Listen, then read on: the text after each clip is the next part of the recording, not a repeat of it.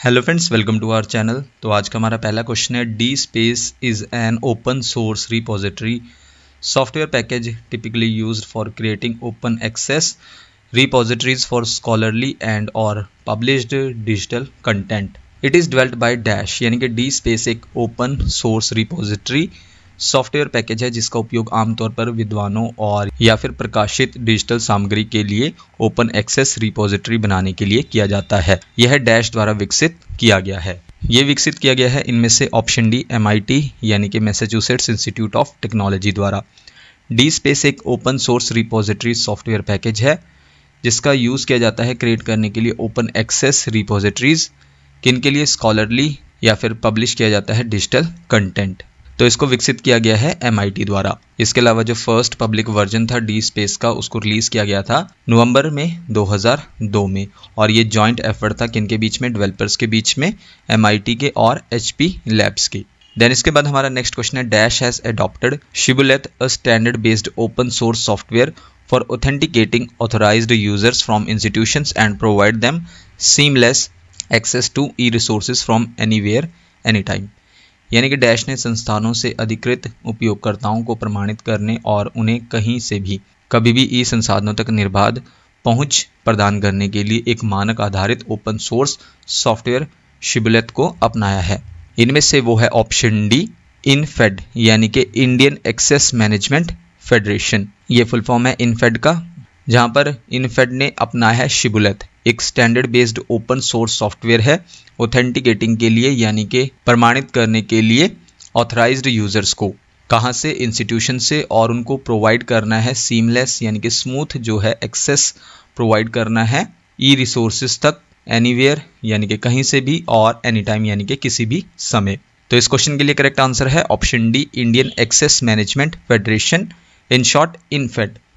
Next question है, the dash usage statics portal is developed by InflibNet Center for monitoring the usage statistics for various e-resources made accessible to the member institutes under eShodh Sindhu Consortium। यानी कि eShodh Sindhu Consortium के तहत सदस्य संस्थानों के लिए सुलभ विभिन्न ई संसाधनों के उपयोग के आंकड़ों की निगरानी के लिए डैश उपयोग सांख्यिकी पोर्टल InflibNet केंद्र द्वारा विकसित किया गया है। इनमें से वो पोर्टल है ऑप्शन ए इन्फीस्टैट्स। इस पोर्टल को विकसित किया गया है किसके लिए, आंकड़ों की निगरानी के लिए, और इस पोर्टल को किसके द्वारा विकसित किया गया है, इन्फ्लिबनेट सेंटर द्वारा, और ये किसके अंडर है, eShodh Sindhu कंसोर्टियम के अंडर है। देन इसके बाद हमारा नेक्स्ट क्वेश्चन है, mark the correct code about शोध गंगा। तो शोध गंगा के बारे में आपको करेक्ट कोड मार्क करना है। नंबर 1 स्टेटमेंट क्या है, it is reservoir of Indian thesis.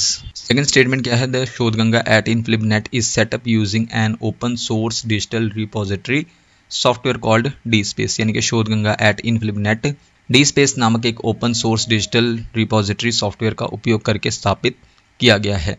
Friends, code आप अपनी स्क्रीन पर देख सकते हैं। इनमें से करेक्ट कोड है कोड सी। कोड सी के अकॉर्डिंग क्या है, बोथ यानी कि दोनों स्टेटमेंट्स करेक्ट है। जहाँ पर फर्स्ट स्टेटमेंट के अकॉर्डिंग क्या है, सबसे पहले तो ये रिजर्वर है यानी कि भंडार है किसका, इंडियन थीसिस का। ये स्टेटमेंट करेक्ट है शोध गंगा के बारे में। देन इसके बाद सेकंड स्टेटमेंट के अकॉर्डिंग क्या था कि शोध गंगा एट इनफ्लिबनेट इसको सेटअप किया गया है यूज करके open source digital repository software का, और सॉफ्टवेयर का नाम क्या है, डी स्पेस। तो ये दोनों स्टेटमेंट्स करेक्ट हैं शोध गंगा के बारे में। इसके अलावा फ्रेंड्स, शोध गंगा अ रिजर्वर ऑफ इंडियन थीसिस यानी कि भंडार है इंडियन थीसिस का। इसके बाद Shodhganga hosted and maintained by the INFLIBNET centre, यानी कि शोध गंगा को इनफ्लिबनेट सेंटर द्वारा मेंटेन किया जाता है। नेक्स्ट पॉइंट है, शोध गंगा एट इनफ्लिबनेट को सेटअप किया गया है यूज करके open source digital repository software जिसका नाम है डी स्पेस, और इस सॉफ्टवेयर को किसने विकसित किया है, MIT ने यानी कि मैसाचुसेट्स इंस्टीट्यूट ऑफ टेक्नोलॉजी ने, जहां पर पार्टनरशिप हुई है किसके साथ, HP यानी कि ह्यूलेट पैकर्ड के साथ। इसके अलावा शोध गंगा प्रोवाइड करता है प्लेटफॉर्म, और किन्हें प्लेटफॉर्म प्रोवाइड करता है, रिसर्च स्कॉलर्स को, कि वो डिपॉजिट कर सकते हैं अपने PhD थीसिस को और उसको बना सकते हैं अवेलेबल पूरी इंटायर स्कॉलरली कम्युनिटी के लिए ओपन एक्सेस में। यानी कि जो पूरी स्कॉलरली कम्युनिटी है उस PhD थीसिस तक एक्सेस कर सकती है। तो इसके लिए भी प्लेटफॉर्म प्रोवाइड करता है शोध गंगा रिसर्च स्कॉलर्स को। नेक्स्ट क्वेश्चन है, mark the correct code about eShodh Sindhu। Number 1 statement क्या है, ministry of education has formed e Shodh Sindhu by merging 3 consortia initiatives, यानी कि शिक्षा मंत्रालय ने 3 कंसोर्टिया पहलों को मिलाकर ई शोध सिंधु का गठन किया है। और सेकंड स्टेटमेंट के अकॉर्डिंग एनलिस्ट is one of those 3 consortia, यानी कि एनलिस्ट उन 3 संघों में से एक है। फ्रेंड्स, कोड आप अपनी स्क्रीन पर देख सकते हैं। इनमें से करेक्ट कोड है कोड सी। कोड सी के अकॉर्डिंग क्या है, बोथ, यानी कि दोनों स्टेटमेंट्स करेक्ट हैं ई शोध सिंधु के बारे में। फर्स्ट स्टेटमेंट के अकॉर्डिंग क्या है, मिनिस्ट्री ऑफ एजुकेशन ने गठन किया है ई शोध सिंधु का मर्ज करके 3 कंसोर्टिया इनिशिएटिव्स को, यानी कि 3 सहायता संघ को मर्ज करके बनाया गया है ई शोध सिंधु को। तो ये स्टेटमेंट करेक्ट है। और सेकंड स्टेटमेंट के अकॉर्डिंग क्या था कि एनलिस्ट उन 3 कंसोर्टिया में से एक है, तो ये भी स्टेटमेंट करेक्ट है। जहाँ पर फ्रेंड्स इस क्वेश्चन को हम थोड़ा डिस्कस कर लेते हैं। सबसे पहले तो based on the recommendation of an expert committee, ministry of education ने बनाया है ई शोध सिंधु को मर्ज करके 3 कंसोर्टिया इनिशिएटिव्स को, जिनके नाम है number 1 UGC Infonet digital library consortium, second पर है एनलिस्ट, और एनलिस्ट का फुल फॉर्म क्या है, national library and information services infrastructure for scholarly content, तो ये एनलिस्ट का फुल फॉर्म है। और थर्ड है इंडेस्ट AICTE कंसोर्टियम, तो इसका फुल फॉर्म भी क्या है, Indian national digital library in engineering science and technology, ये हो गया इंडेस्ट का फुल फॉर्म। और AICTE का all India council for technical education consortium, तो ये था इंडेस्ट AICTE कंसोर्टियम, जो कि तीसरा सहायता संघ था। तो इन 3 कंसोर्टिया इनिशिएटिव्स को सहायता संघ को मर्ज करके बनाया गया है ई शोध सिंधु को। देन इसके बाद इलेक्ट्रॉनिक शोध सिंधु, ये कंटिन्यू करेगा प्रोवाइड करने में एक्सेस, और किसके लिए एक्सेस प्रोवाइड करेगा, पहुंच प्रदान करेगा 10,000 core and peer reviewed journals के लिए, number of bibliographic citation factual databases, किसमें, डिफरेंट डिसिप्लिन्स में, यानी कि अलग अलग विषयों में, कहाँ से, लार्ज नंबर ऑफ पब्लिशर्स से, और किन्हें, अपने मेंबर इंस्टीट्यूशंस को, जिसमें इंक्लूड हैं centrally funded technical institutions, universities and colleges, जो कवर्ड हैं किसके अंडर, 12B और 2F सेक्शंस के अंडर UGC एक्ट के। देन इसके बाद फ्रेंड्स हम अपने नेक्स्ट क्वेश्चन पर चलते हैं, mark the correct code about शोध शुद्धि, जहां पर हमारा फर्स्ट स्टेटमेंट क्या है, this initiative is formally launched in 2019, यानी कि यह पहल औपचारिक रूप से 2019 में शुरू की गई थी। और सेकंड स्टेटमेंट के अकॉर्डिंग OU रीजनल a web based plagiarism detection software system is being provided to all users of universities. Friends, code आप अपनी स्क्रीन पर देख सकते हैं। तो इनमें से करेक्ट कोड है कोड सी। कोड सी के अकॉर्डिंग क्या है, बोथ, यानी कि दोनों स्टेटमेंट्स करेक्ट है। सबसे पहले तो स्टेटमेंट फर्स्ट क्या कहती है कि ये जो इनिशिएटिव है इसको फॉर्मली लॉन्च किया गया था 2019 में, कौन से इनिशिएटिव को, शोध शुद्धि को। सेकंड स्टेटमेंट के अकॉर्डिंग OU रीजनल a web based plagiarism detection software system provide किया जा रहा है यूजर्स को यूनिवर्सिटीज़ के। तो ये दोनों स्टेटमेंट्स करेक्ट हैं शोध शुद्धि के बारे में। इसके बाद फ्रेंड्स हम थोड़ा सा शोध शुद्धि को डिस्कस कर लेते हैं। Based on the recommendation of sub committee national steering committee in short NSC of e Shodh Sindhu, the ministry of education government of India ने पहल की है प्रोग्राम के लिए, कौन से प्रोग्राम के लिए, शोध शुद्धि के लिए, जो प्रोवाइड करता है एक्सेस, यानी कि पहुंच प्रदान करता है प्लेजरिज्म डिटेक्शन सॉफ्टवेयर तक, इन शॉर्ट PDS तक, यानी कि साहित्य चोरी का पता लगाने वाले सॉफ्टवेयर तक पहुंच प्रदान करता है।